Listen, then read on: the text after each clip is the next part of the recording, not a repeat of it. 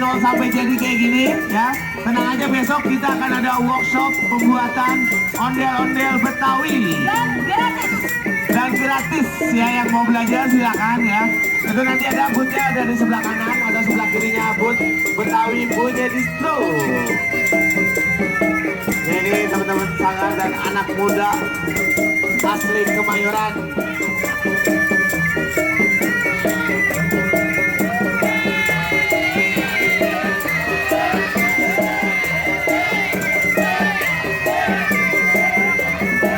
Ya buat adik-adiknya tolong kasih jarak, jangan sampai kesenggol.